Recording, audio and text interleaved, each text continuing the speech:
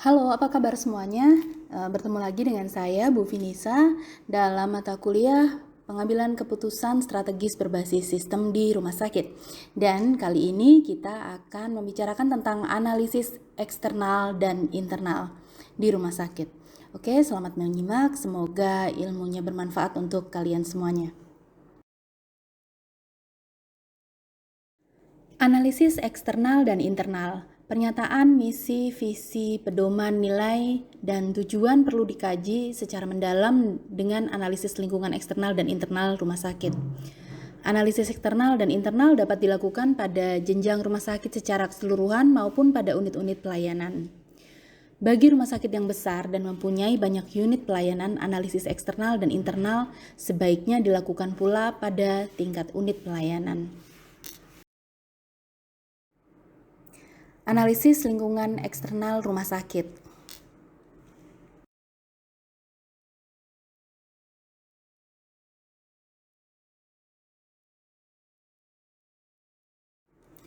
Tujuan analisis lingkungan eksternal yang pertama adalah untuk mengenali pengguna pelayanan, karakteristik dan tren kebutuhannya.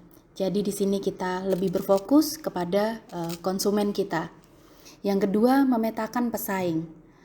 Selain kita memperhatikan kebutuhan konsumen, kita juga harus memetakan siapa saja yang menjadi kompetitor dari usaha yang kita miliki. Yang ketiga, mengidentifikasi peluang dan ancaman yang dihadapi rumah sakit, misalnya sumber pendanaannya dari mana, suplai tenaga medisnya, juga tenaga spesialis, dan lain-lain. Yang keempat adalah memberikan dasar bagi pengembangan isu strategis dan program untuk 5 tahun ke depan. Jadi yang keempat ini melakukan perencanaan akan pengembangan di masa mendatang, dan hal ini sangat penting untuk mencapai tujuan atau visi dari sebuah rumah sakit.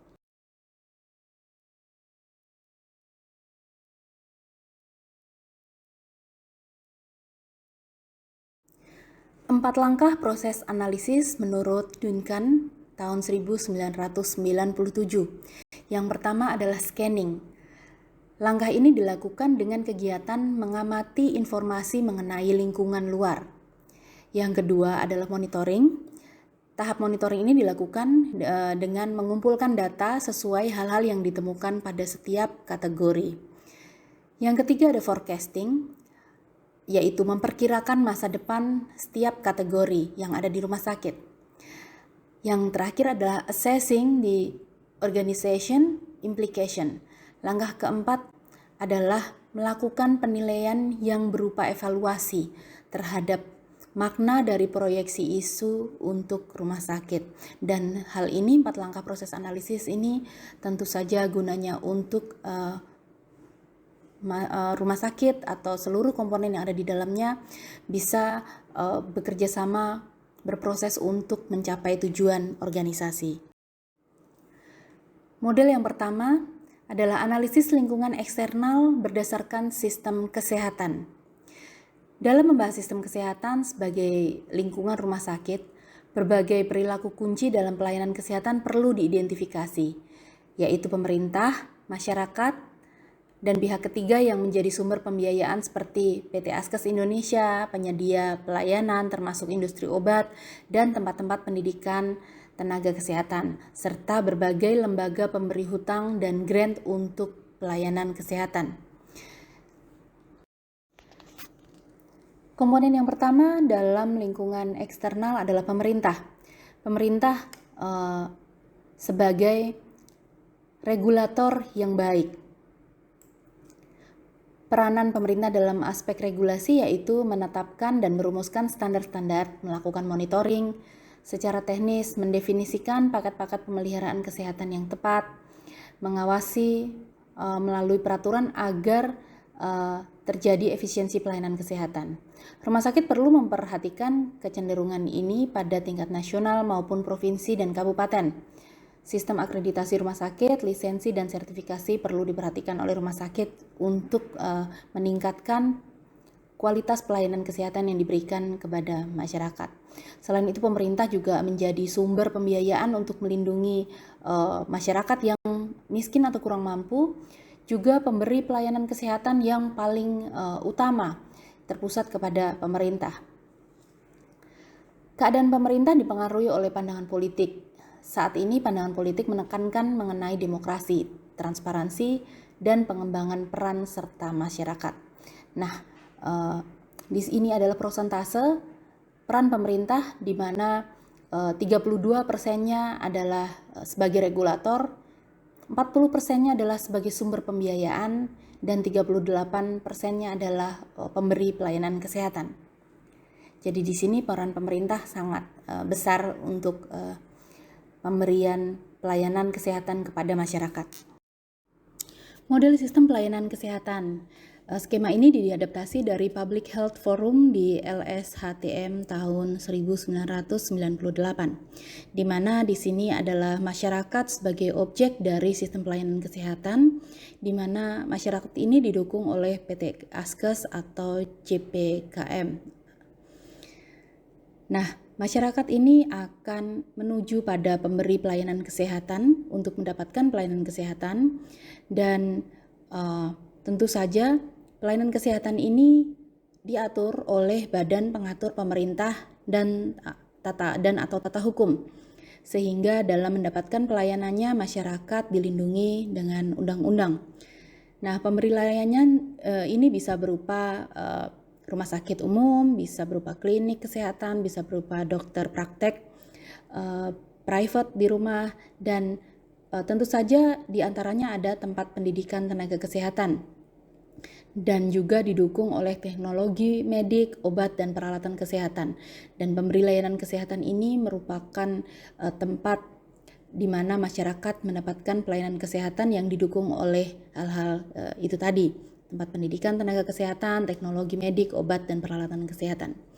Nah, selain itu, pemberi layanan kesehatan juga mendapatkan subsidi dari pemerintah sebagai pembayar. Jadi PT Askes ini sudah cukup lama ya, sekarang sudah banyak masyarakat yang memiliki kartu BPJS, sehingga di sini pemerintah sebagai pemberi pelayanan kesehatan membayar kepada tempat-tempat layanan kesehatan seperti rumah sakit, klinik, dan lain-lain. Nah, pemerintah mendapatkan biaya untuk memberikan pelayanan kesehatan ini bisa dari banyak hal. Bisa dari pinjaman atau bantuan luar negeri, atau dari sektor pajak yang dibayarkan masyarakat kepada pemerintah, dan semuanya dipergunakan untuk memberikan pelayanan kesehatan yang terbaik bagi masyarakat, sehingga masyarakat Indonesia selalu sehat dan bisa memutar roda perekonomian dengan baik. Pemerintah sebagai lingkungan luar perlu dibedakan antara pemerintah pusat dan pemerintah daerah. Keduanya memiliki peranan yang berbeda. Sehingga sentralisasi dan desentralisasi itu akan sangat baik apabila keduanya dilakukan. Sehingga masyarakat bisa mendapatkan pelayanan kesehatan yang cepat dan tepat, karena ada proses desentralisasi di mana pemerintah kabupaten memiliki otonomi untuk memberikan pelayanan kesehatan, tapi juga untuk pelaporannya, untuk pembiayaannya tetap sentralisasi dari pemerintah pusat. Berikutnya adalah tentang masyarakat. Setelah tadi kita bicara tentang pemerintah, komponen berikutnya adalah masyarakat. Di sini kita bicara tentang needs. Needs adalah keadaan kesehatan yang dinyatakan oleh tenaga kedokteran harus mendapatkan penanganan medis. Jadi ini adalah sesuatu yang diperlukan oleh masyarakat. Dan demands adalah keinginan untuk lebih sehat. Hal ini diwujudkan dalam perilaku mencari pertolongan tenaga kedokteran. Masyarakat merupakan lingkungan luar penting karena sebagian besar pendapatan rumah sakit berasal dari masyarakat secara langsung. Secara ideal, berdasarkan konsep negara kesejahteraan, seluruh needs masyarakat akan dibiayai oleh pemerintah. Akan tetapi hal ini sulit dilakukan sehingga pemerintah di negara ini sedang melakukan berbagai usaha. Salah satunya adalah dengan membuka BPJS. Masyarakat miskin yang mempunyai needs akan pelayanan kesehatan merupakan pihak yang dibiayai, sedangkan mereka yang mempunyai demand dan mampu membayar diharapkan bisa membayar secara mandiri atau melalui asuransi swasta. Analisis tentang demand masyarakat. Dalam hal ini, demand masyarakat akan rumah sakit dapat dilihat dari berbagai faktor. Menurut Fox 1998 dan Dunlop dan Zubkov tahun 1981. Kebutuhan berbasis pada aspek fisiologis yang tercatat dalam data epidemiologi. Kebutuhan berbasis pada aspek fisiologis menekankan pentingnya keputusan petugas medis yang menentukan perlu tidaknya seseorang mendapatkan pelayanan medis. Kebutuhan ini dapat dilihat pada pola epidemiologi yang seharusnya diukur berdasarkan kebutuhan masyarakat. Akan tetapi data epidemiologi saat ini sebagian besar menggambarkan puncak gunung es, yaitu demand, bukan kebutuhan atau needs. Secara sosiantropologis, penilaian pribadi akan status kesehatan dipengaruhi oleh kepercayaan, budaya, dan norma-norma sosial di masyarakat. Dan di sini rumah sakit harus memperhatikan keadaan masyarakat. Perlu pula diperhatikan bahwa demand terhadap pelayanan pengobatan alternatif pada masyarakat. Sebagai contoh, untuk berbagai masalah kesehatan jiwa, peranan dukun masih sangat besar, dan juga untuk kesehatan fisik pun di daerah-daerah terpencil di Indonesia mereka masih sangat mengandalkan keberadaan dukun untuk menjadi orang yang bisa memberikan kesembuhan. Yang kedua adalah penilaian pribadi akan status kesehatannya. Masalah persepsi mengenai risiko sakit merupakan hal yang penting. Banyak sekali orang yang yakin betul bahwa mereka tidak akan sakit. Dan sebagian masyarakat sangat memperhatikan status kesehatannya, sehingga berusaha untuk memeliharanya dengan baik. Jadi ada dua tipe masyarakat, ada yang sangat acuh tapi juga ada yang sangat peduli. Jadi untuk itu di sini analisis demand masyarakat ini 50-50 ya, tentang orang yang peduli dengan kesehatannya, juga orang yang acuh akan kesehatannya. Yang ketiga, variabel-variabel ekonomi seperti tarif serta ada tidaknya sistem asuransi dan penghasilan. Sebagian besar pelayanan kesehatan merupakan barang normal. Maksudnya, kenaikan penghasilan keluarga akan meningkatkan demand untuk pelayanan kesehatan. Akan tetapi, ada pula sebagian pelayanan kesehatan yang bersifat barang inferior. Artinya, kenaikan penghasilan masyarakat justru menyebabkan penurunan konsumsi. Hal ini terjadi pada rumah sakit pemerintah di berbagai kota dan kabupaten. Muncul kecenderungan mereka yang berpenghasilan tinggi tidak menyukai pelayanan kesehatan yang menghabiskan waktu banyak. Hal ini diantisipasi oleh rumah sakit yang menginginkan pasien dari golongan mampu. Masa tunggu dan antrian untuk mendapatkan pelayanan medis harus dikurangi, misalnya dengan menyediakan pelayanan rawat jalan melalui perjanjian terlebih dahulu. Dampak kebijakan desentralisasi perlu juga diperhatikan, apakah meningkatkan penghasilan masyarakat sehingga menjadi peluang atau justru menurunkan pendapatan mereka, sehingga menjadi ancaman bagi rumah sakit. Yang keempat, variabel-variabel demografis dan organisasi. Variabel-variabel demografis dan organisasi meliputi umur, jenis kelamin, dan pendidikan. Faktor umur mempengaruhi demand terhadap pelayanan preventif dan kuratif. Semakin tua usia seseorang akan lebih meningkatkan demand-nya terhadap pelayanan kuratif. Sementara itu, demand terhadap pelayanan kesehatan preventif menurun. Dengan kata lain, semakin mendekati saat kematian seseorang merasa bahwa keuntungan dari pelayanan kesehatan preventif akan lebih kecil dibandingkan dengan saat seseorang itu masih muda. Fenomena ini terlihat pada pola demografi di negara-negara maju yang berubah menjadi masyarakat tua. Pengeluaran untuk pelayanan kesehatan menjadi tinggi untuk perawatan usia lanjut yang relatif lama. Mungkin bukan rumah sakit yang menjadi pilihan berobat, tetapi lebih cenderung pada perawatan rumah atau home care. Seseorang dengan pendidikan tinggi cenderung mempunyai demand yang lebih tinggi. Pendidikan seseorang yang relatif tinggi cenderung meningkatkan kesadaran akan status kesehatannya. Nah, biasanya orang yang berpendidikan tinggi, mereka lebih peduli pada kesehatannya.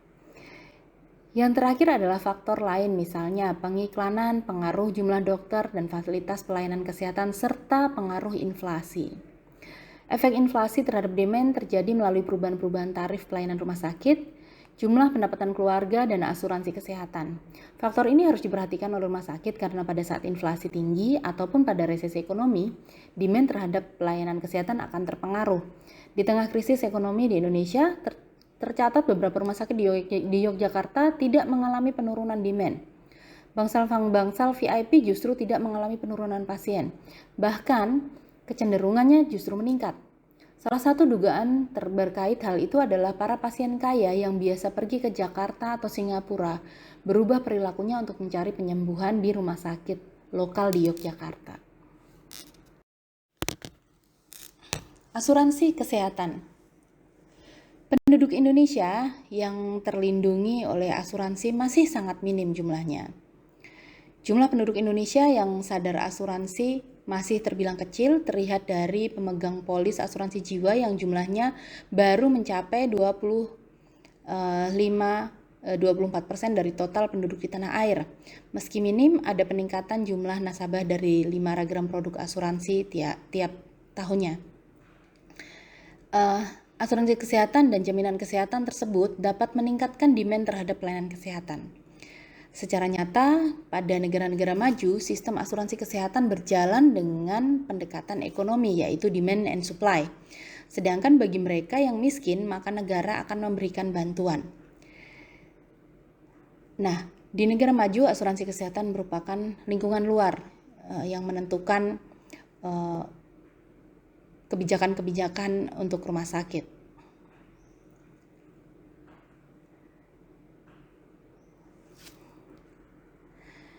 Secara ideal, berdasarkan konsep negara, kesejahteraan seluruh needs dari masyarakat akan dibiayai oleh pemerintah. Akan tetapi, hal ini sulit dilakukan sehingga pemerintah di negara yang berkembang melakukan berbagai usaha. Masyarakat miskin yang memiliki needs dan akan pelayanan kesehatan akan dibiayai oleh pemerintah, sedangkan mereka yang memiliki demand dan mampu membayar maka diharapkan untuk mandiri. Meskipun begitu, jumlahnya juga masih sangat kecil. Asuransi kesehatan berjalan kalau masyarakat menyadari risiko akan jatuh sakit. Artinya apabila seseorang jatuh sakit, maka biaya pengobatan sangat besar sehingga dapat menimbulkan kebangkrutan.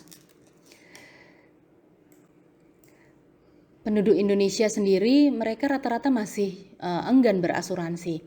Kebanyakan penduduk Indonesia belum menggunakan asuransi. Otoritas Jasa Keuangan menyebutkan bahwa tingkat penggunaan dan pemahaman masyarakat pada asuransi masih minim, padahal asuransi memiliki banyak sekali manfaat dan sangat mengurangi resiko mereka untuk mengeluarkan banyak uang apabila mereka jatuh sakit.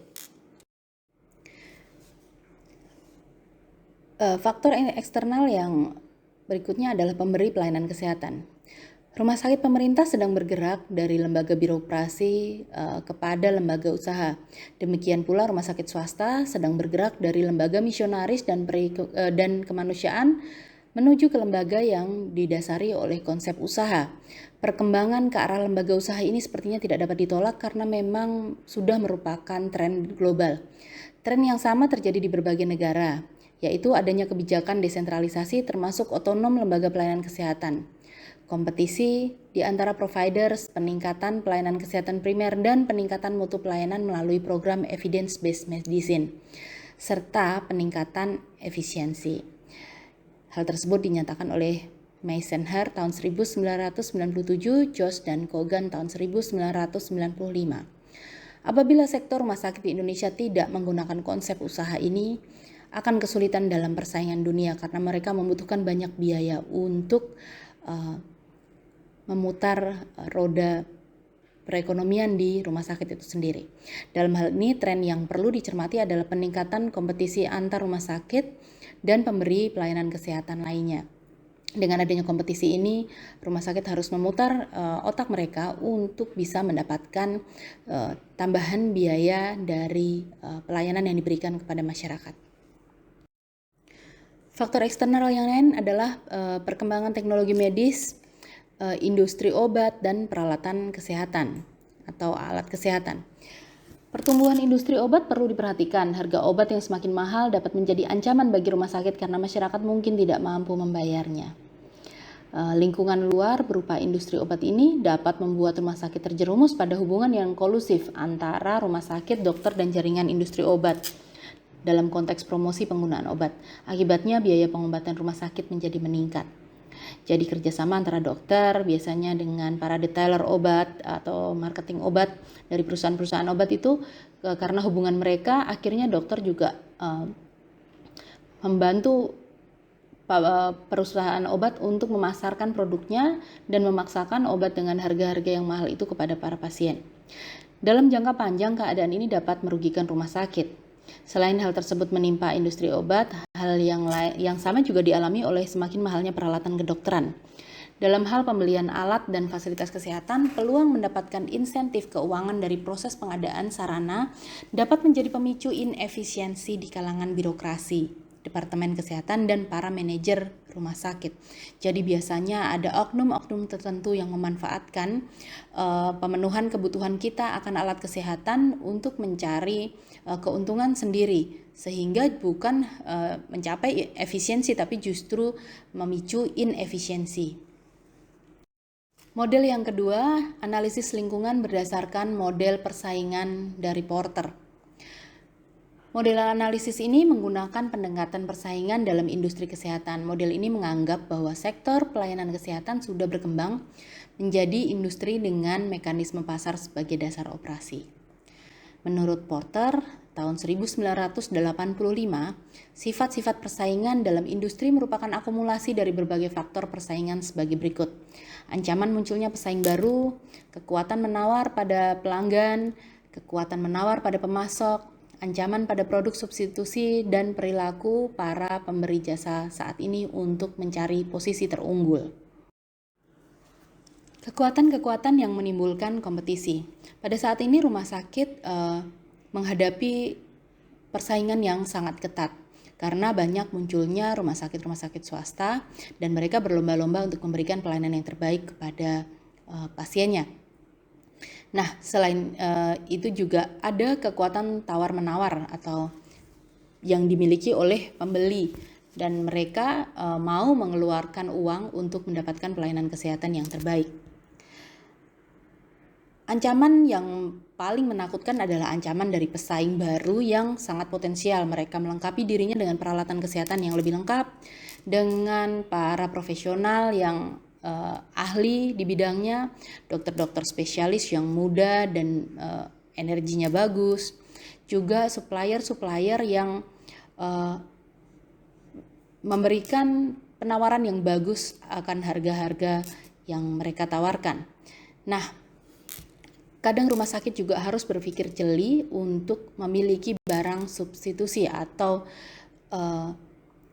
memilih produk-produk substitusi, karena ancaman produk substitusi ini pun bisa lama-kelamaan akan menurunkan kualitas kesehatan yang diberikan oleh rumah sakit kepada masyarakat. Kekuatan-kekuatan penantang atau kompetitor di rumah sakit. Pemimpin rumah sakit harus menyadari bahwa terdapat berbagai kekuatan yang selalu menantang dalam usaha yang kompetitif. Sifat-sifat kekuatan penantang ini berbeda-beda tergantung dari sektor usahanya. Jadi munculnya kompetitor-kompetitor baru dengan segala kelebihan mereka harus dihadapi oleh pihak rumah sakit, terutama bagi pemimpin, dan pemimpin ini harus juga memiliki inovasi-inovasi yang memberikan jalan keluar supaya kita tetap bisa mempertahankan konsumen kita atau pasien-pasien kita dan bahkan melakukan ekspansi atau untuk mendapatkan pasien yang baru untuk bisa bersaing dengan para penantang yang muncul. Persaingan antar rumah sakit. Ada dua faktor penting yang mempengaruhi sektor rumah sakit, yaitu kekuatan ekonomi pemerintah daerah dan kekuatan ekonomi masyarakat. Semakin tinggi kemampuan pemerintah daerah, maka kemungkinan sumber pembiayaan untuk kesehatan dari daerah akan semakin besar. Semakin tinggi kekuatan ekonomi masyarakat, maka dapat dilihat bahwa daya beli masyarakat terhadap pelayanan kesehatan akan semakin besar. 4 tipe daerah yang mungkin terjadi. Daerah yang mempunyai kekuatan ekonomi pemerintah yang besar dan kekuatan ekonomi masyarakat yang besar pula. Daerah mempunyai kekuatan ekonomi pemerintah kecil namun kekuatan ekonomi masyarakat besar. Daerah mempunyai kekuatan ekonomi pemerintah yang besar namun kekuatan ekonomi masyarakat kecil. Yang terakhir adalah daerah mempunyai kekuatan ekonomi pemerintah daerah yang kecil dan kekuatan ekonomi masyarakat yang kecil pula. Di tiap daerah, sistem kesehatan tentunya memiliki perbedaan. Sebagai gambaran, di daerah yang memiliki kemampuan ekonomi masyarakat kuat, maka biasanya pelayanan kesehatan swasta atau rumah sakit swasta akan banyak bermunculan di daerah-daerah tersebut. Gambar berikut adalah gambaran 4 tipe daerah kekuatan ekonomi pemerintah dan masyarakat. Nah, dalam diagram ini dijelaskan apa yang Ibu sudah sampaikan sebelumnya tentang kemampuan keuangan pemerintah daerah dan kemampuan ekonomi masyarakat. Dan hal ini bisa membantu para pengusaha yang ingin membuat rumah sakit untuk mempertimbangkan rumah sakit jenis apa yang akan mereka bangun di wilayah ini. Ancaman pesaing baru. Pesaing baru dalam suatu industri selalu membawa keinginan untuk meningkatkan kapasitas kerja dan memperoleh pangsa pasar. Industri rumah sakit di Indonesia memiliki berbagai ancaman pesaing baru yang muncul. Pesaing ini dapat berasal dari rumah sakit internasional berupa dokter-dokter asing atau dari sektor non-kesehatan dan kesehatan. Misalnya seperti industri farmasi yang melakukan diversifikasi usaha ke rumah sakit.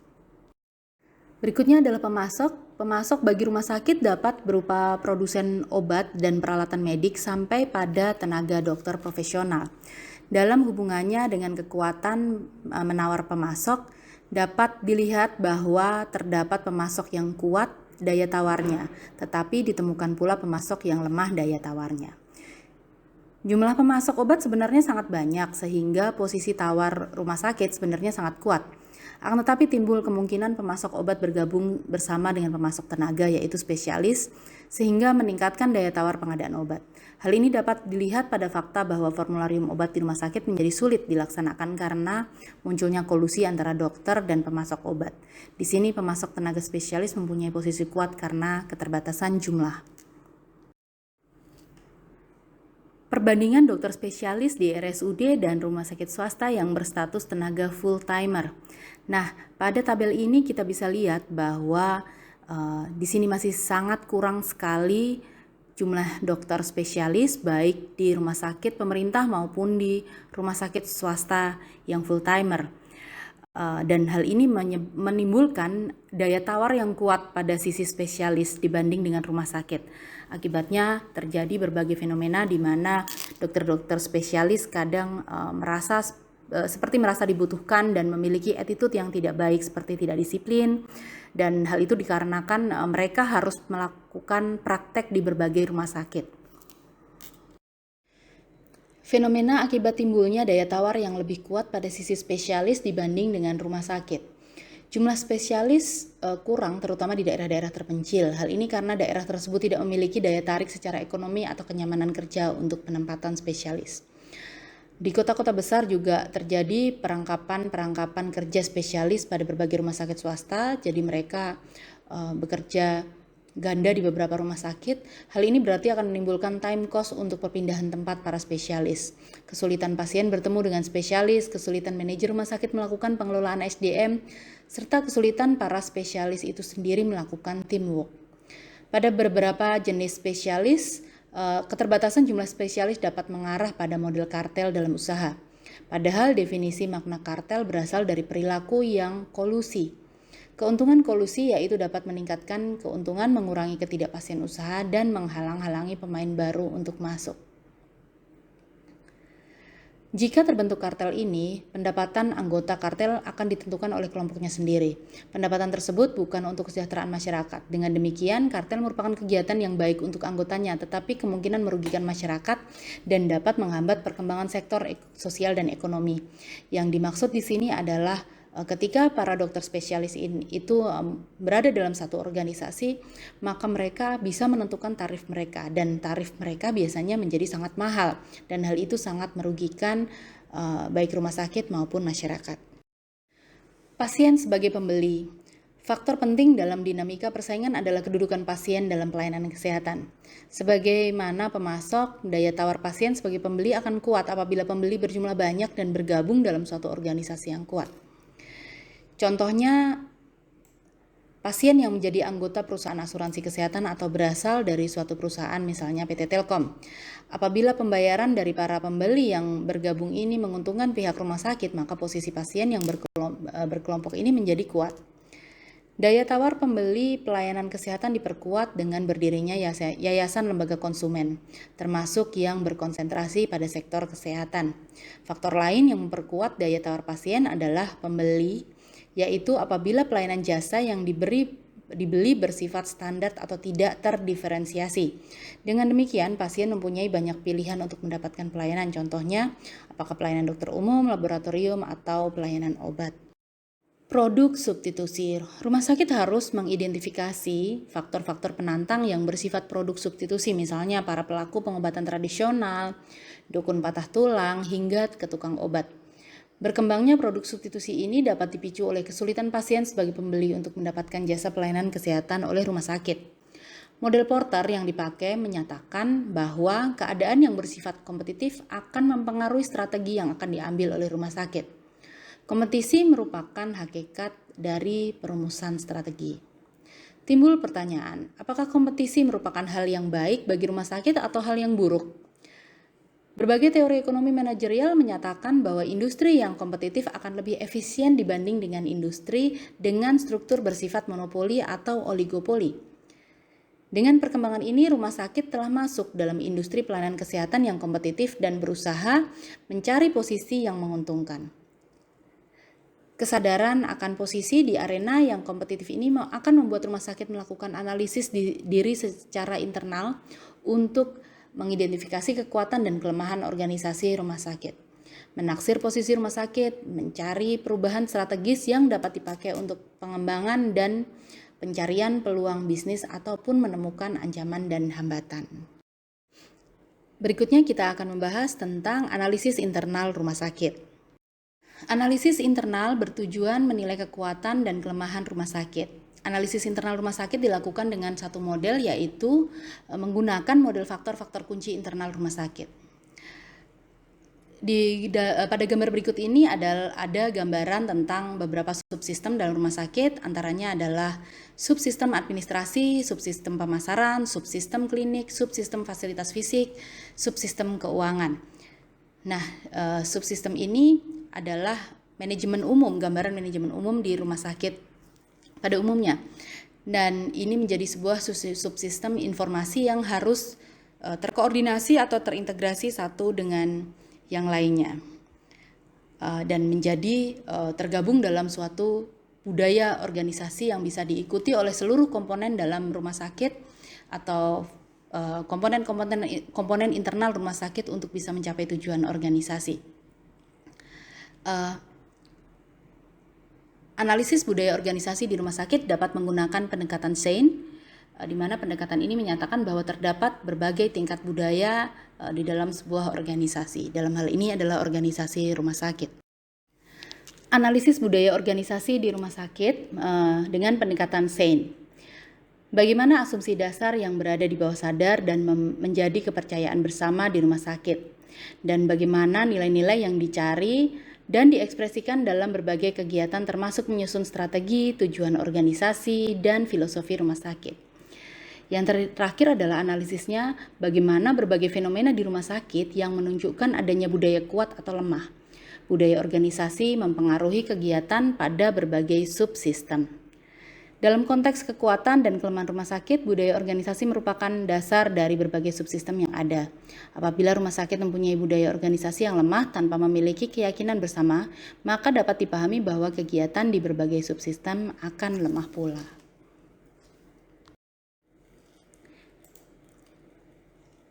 Subsistem administrasi.